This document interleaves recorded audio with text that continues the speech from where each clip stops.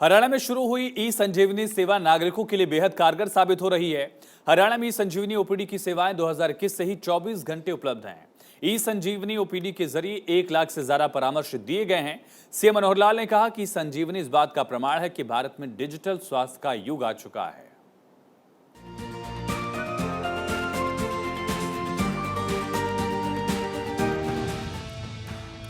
मुख्यमंत्री मनोहर लाल ने विशेष चर्चा कार्यक्रम के तहत ई संजीवनी स्वास्थ्य सेवा के लाभार्थियों से सीधा संवाद किया। ऑडियो कॉन्फ्रेंसिंग के जरिए से संवाद में मुख्यमंत्री ने कहा, कोविड-19 महामारी के दौर में घर से बाहर निकलना जोखिमपूर्ण था।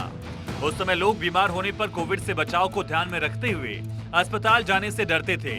ऐसे समय में घर बैठे चिकित्सकीय परामर्श लेकर इलाज करवाने के लिए ई संजीवनी सेवा बेहद कारगर साबित हुई। हरियाणा में इसकी शुरुआत 1 मई 2020 को की गई थी। मुख्यमंत्री ने कहा कि हमने हर व्यक्ति तक स्वास्थ्य सेवाएं पहुंचाने के लिए टेली परामर्श को व्यापक और सशक्त बनाया। हर जिला सिविल अस्पताल में एक हब स्थापित किए गए। इससे भी एक कदम और आगे बढ़कर पीजीआई ईएमआर चंडीगढ़ की साझेदारी में एक स्पेशलिस्ट हब और एक सुपर स्पेशलिस्ट हब शुरू किया गया। इनके जरिए स्पेशलिस्ट और सुपर स्पेशलिस्ट डॉक्टर से सभी प्राथमिक स्वास्थ्य केंद्रों और उप स्वास्थ्य केंद्रों का सीधा संपर्क हुआ। इस टेली परामर्श सेवा को हरियाणा के सभी जिलों से जोड़ा गया। इसके जरिए अब तक करीब 2,50,000 टेली परामर्श हो चुके हैं। इनमें से 50% परामर्श पीजीआई-एमईआर चंडीगढ़ के विशेषज्ञ हब के डॉक्टर से मिले हैं। हम लोगों ने अपने स्पेशलिस्ट को जो बैठाया है, उन स्पेशलिस्ट की अच्छी जो दवाई हमको मिलती है, इसका लाभ सब लोगों को होता है। अभी जब ये ई संजीवनी प्रारंभ हुई थी तो उस समय 13 कॉल प्रतिदिन मात्र आती थी और अब धीरे धीरे बढ़कर के सभी 30 डॉक्टर्स के पास 500 कॉल्स के लगभग ये आनी शुरू हो गई हैं। अर्थात 15 से 20 कॉल तक प्रतिदिन आती हैं जो इन डॉक्टर से परामर्श ले सकते हैं। इसमें पीजीआई जो हमारा चंडीगढ़ है, इस पीजीआई चंडीगढ़ और पीजीआई रोहतक, इनकी दोनों की भूमिका भी बहुत ही अधिक इस प्रकार से पाई जाती है। मुख्यमंत्री मनोहर लाल ने कहा कि इस संजीवनी के जरिए टेली कंसल्टेशन सेवाओं से हरियाणा में स्वास्थ्य के मामले में अहम बदलाव हुआ। इस सेवा से मरीजों के इलाज का खर्च न के बराबर है और आने जाने की दिक्कत भी खत्म हुई। साथ ही चिकित्सा सेवाएं प्रदान करने में भी सुधार हुआ। इसका एक और फायदा ये भी है कि एक जगह पर अपने घर बैठे व्यक्ति को प्रदेश के किसी भी कोने में सरकारी चिकित्सा संस्थान के डॉक्टर से कंसल्ट मिल सकती है। उन्होंने कहा कि संजीवनी सेवा ने गरीब से गरीब व्यक्ति तक बेहतर स्वास्थ्य सेवाएं पहुंचाने के लक्ष्य की प्राप्ति में अहम योगदान दिया। सीएम मनोहर लाल ने कहा कि राज्य सरकार ने इस संजीवनी को और ज्यादा मजबूत सेवा बनाने का बीड़ा उठाया है।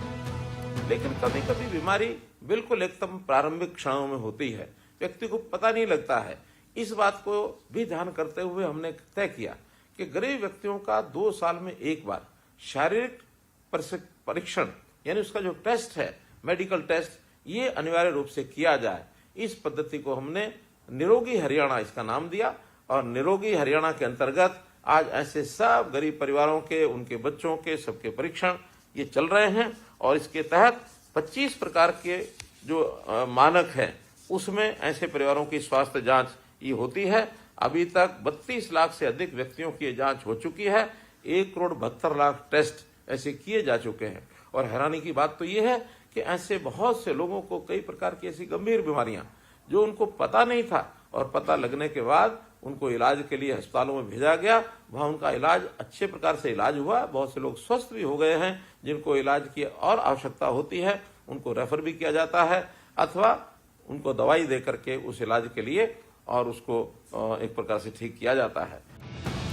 सीएम मनोहर लाल ने कहा कि हरियाणा में मुख्यमंत्री मुफ्त इलाज योजना के तहत 228 तरह के ऑपरेशन, 70 तरह के टेस्ट और 20 प्रकार की दंत चिकित्सा मुफ्त की जाती है।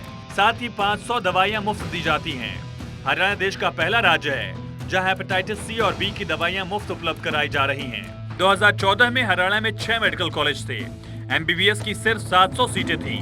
आज एमबीबीएस की सीटें लगभग 1900 हो चुकी हैं। अभी जितने मेडिकल कॉलेज पाइपलाइन में हैं, हमने पूरे हरियाणा में मुख्यमंत्री मुफ्त इलाज योजना ये भी चला रखी है और इस योजना के अंतर्गत 228 प्रकार के ऑपरेशन, 70 प्रकार के टेस्ट और 21 प्रकार की दंत चिकित्सा ये मुफ्त दी जाती है। साथ ही लगभग 500 दवाइयां ये भी मुफ्त दी जाती हैं ताकि गरीब को अपने शरीर का स्वास्थ्य बिगड़ने पर कोई पैसा खर्च न करना पड़े।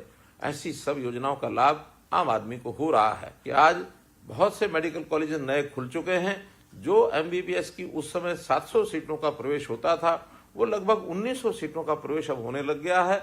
और जितने मेडिकल कॉलेज अब पाइपलाइन में हैं, उनके बनने से मेडिकल कॉलेजेस की संख्या 25 हो जाएगी और इसी तरह एमबीबीएस की सीटें भी 3500 तक पहुंच जाएंगी। Bureau report, Bharat 24।